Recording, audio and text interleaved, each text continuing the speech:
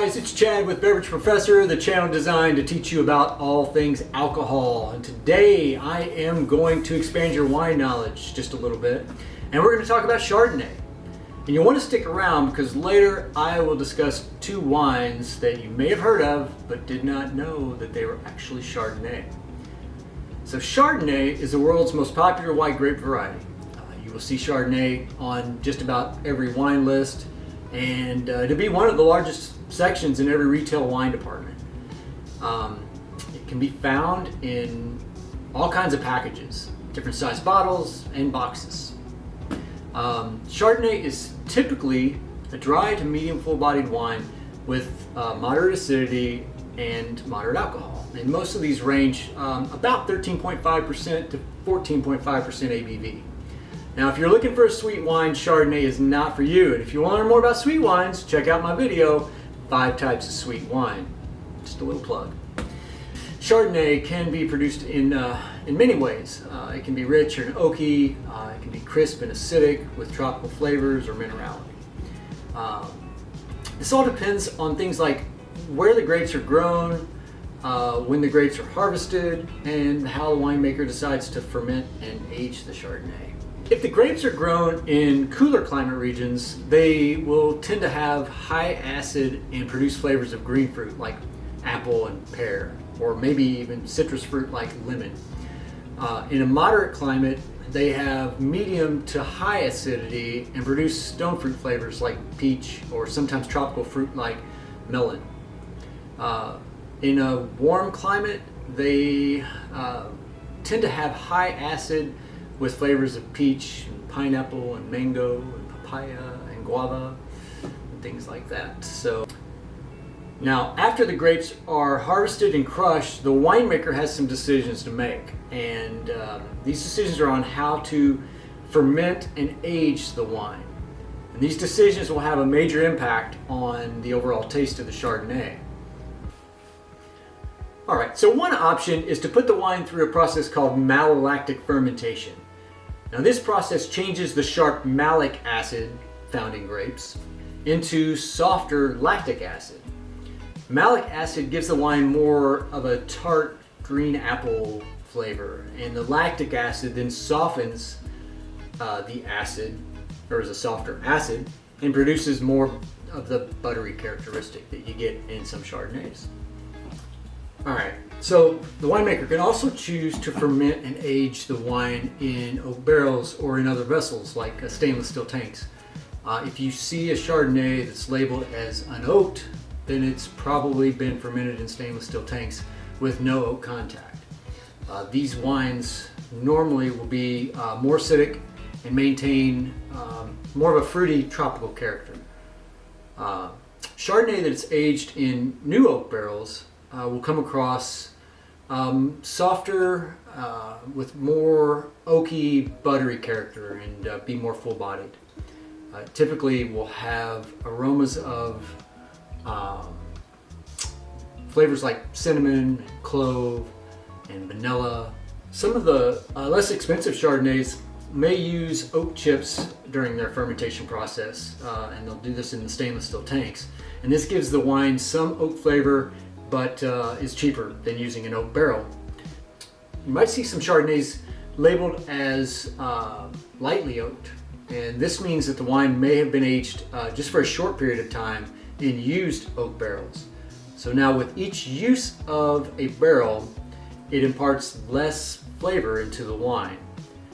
So another decision that the winemaker has to make is if he wants to, or she wants to age, or what they call, actually, I guess I should say, they call it lees aging, if the winemaker has the option of lees aging. And this is a process of letting the wine age on top of the dead yeast.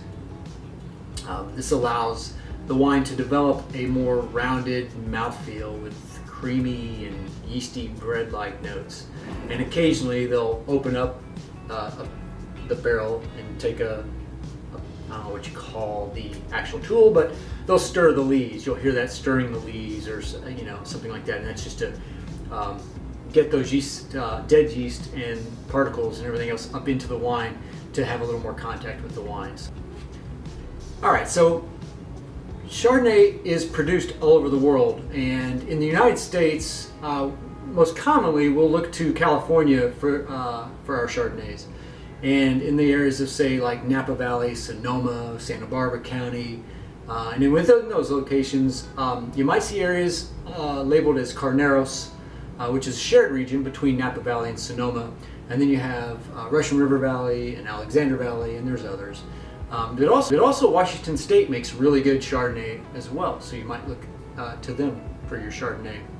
Other parts of the world that make great Chardonnay is New Zealand and Australia and Chile and France. All these areas are great. So I said earlier, there are two wines you may not realize are Chardonnay, and one of these are the white wines of Burgundy, France. So Chardonnay is the primary white grape grown in Burgundy, and this region is actually the birthplace of Chardonnay. That's why I didn't really mention it earlier. I wanted to save it for later, but anyway. Now, in France, most of the French wine, well, pretty much all of them, will not put their grape varietals on the labels. Most of the time, they only put the region on the labels, and you just have to know what the primary grape grown in that region is in order to know what you're getting and what you're going to taste. All right. So in Burgundy, the primary white grape is Chardonnay. Primary red grape is Pinot Noir. Now, on these labels for the white Burgundy, you may see regions like Chablis, Montrachet, Côte d'Or, Côte de Nuit, Côte de Beaune, Côte Chalonnaise, Maconnais, Pouilly-Fuissé, Meursault, or even just Bourgogne. Now, the other wine I said we were going to do has to do with Champagne, also from France. Now, in Champagne's a region of France. In order to be called Champagne, it has to come from the Champagne region of France, and it has to use they can only use 3 different grape varietals. They can use one of them, they can use a couple of them, whatever, but the only 3 grape varietals are Chardonnay, Pinot Noir, and Pinot Meunier. Now, the only white grape varietal is Chardonnay. So, if you see on the label Blanc de Blanc, then that means white from white, and that means that they're using 100% Chardonnay to produce the Champagne. Chardonnay should be served chilled first. If the wine's too warm, the alcohol taste comes out a little too strong, and you'll get too much of that alcohol flavor. If it's too cold, the flavors and aromas are not as good, and they're a little muted. The best temperature range for Chardonnay is between 50 to 55 degrees. If you don't finish the bottle during one sitting, then put the cork back in it, store it in the refrigerator, and this will help preserve it for about 3 days. When you're ready to drink it again, take it out beforehand, if you can, about 20 to 25 minutes prior to drinking it, and this will allow that temperature to get back to a good serving level. If it's still too cold, you can always warm it with your hands by just cupping the glass and swirling, just like this. All right, it's a good trick. Use it several times. Anyway, hey guys, if you like this information, you like this video, please hit the like button. Subscribe to my channel if you have not done so already, and please tell your friends. Hey, leave me a comment also below with topics that you would like to learn more about. I just want to keep teaching you guys about all things alcohol, and until next time, as always, cheers.